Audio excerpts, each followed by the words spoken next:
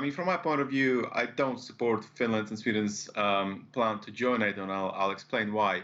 Now, obviously, NATO positions itself as a defensive organization, but Russia doesn't see it that way. The foreign minister of Russia, Sergei Lavrov, recently just gave an example as to how they view NATO as being an aggressive organization. They provided the example, obviously, of Yugoslavia, which is a very sore point for Russia. They mentioned the NATO campaign in Libya and in Afghanistan as examples of how NATO is essentially an offensive organization, as well as a defensive one, as well, of course. Now, what that means is obviously that Russia treats NATO as a threat. So, in the long term, Sweden and Finland joining NATO, in my view, is a long-term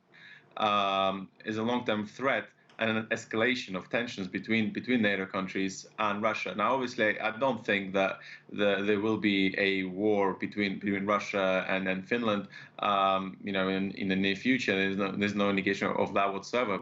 In my view, there was no reason as such for Finland and Sweden to join.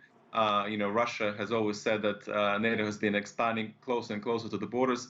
It's happened again. So, from Russia's point of view, this has been a belligerent and quite a hawkish NATO summit, Right.